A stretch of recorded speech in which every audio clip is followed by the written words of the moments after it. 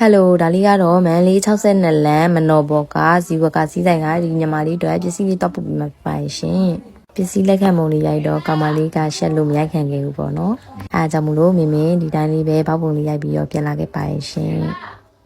ဒါလိုမျိုးပစ္စည်းလေးတွေမှကျင်နေဆိုလို့ရှိရင်တော့မင်းရဲ့ Viber ဖုန်းနံပါတ်39944912ကနေပြီးတော့ယုံကြည်စိတ်ချစွာဆက်သွယ်မှလို့ရပါပြီရှင်Viber ဖုန်းရောကီးပေးဝေရောဖုန်းတစ်လုံးနဲ့သုံးတာမို့လို့မှမယ်ဆိုလို့ရှိရင်တော့မင်းဘိုင်းမှာတင်ထားတဲ့ဖုန်းနံပါတ်လေးကိုတခြားဆက်သွယ်ပြီးတော့မှယူပေးကြပါနော်နောက်ပြီးကြတော့အရန်ဝချီရလာမင်းနေတဲ့သူလေးအတွက်မိမိကအရန်ဝချီတော့လုံးမရပါဘူးရှင်ရန်ကုန်မန်းလေးနေပြီးတော့မျိုးရင်း3မျိုးကိုတော့10ရက်1000ခွဲထားရုံနဲ့ကြံငွေနဲ့တလီကာကိုပစ္စည်းလက်ခံတဲ့ဘက်ကကောက်ပေးပါရဲ့ရှင်တခြားမျိုးနယ်လေးတွေအားလုံးတော့ငွေကျူရှင်းပါနော်ပြီးကြတော့အိမ်ကြီးပို့ပြီးလာဆိုလို့ရှိရင်တော့မိမိက Royal တလီရတဲ့မြို့နယ်တိုင်းနဲ့ Safe တလီရတဲ့မြို့နယ်တိုင်းအားလုံးကိုအိမ်ရောက်ပို့ဆောင်ပေးပါတယ်ရှင်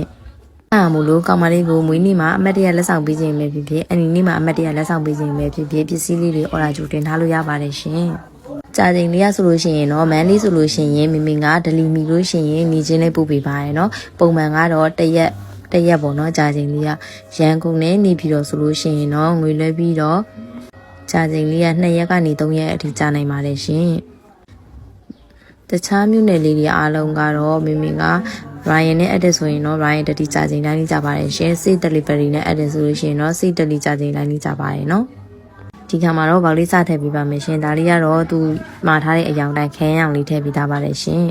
ခေါက်ဆွဲဘူးလေးကတော့သူကတော့ကွစ်ထည့်ခိုင်းတာပေါ့နော်ကွစ်မရတော့မမခေါက်ဆွဲဘူးလေးပဲထည့်ပေးလိုက်ပါရဲ့ရှင်ဒီလိုမျိုးအသီးကြောက်ထုတ်လေးတွေရောမင်းစိတ်ကြိုက်ထည့်ပေးထားပါရဲ့ရှင်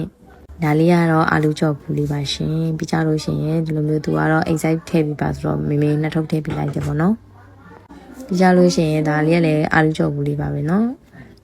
ဒါလေးကတော့အိုမမီယာထုတ်တဲ့ခေါက်ဆွဲတုပ်လေးပါရှင်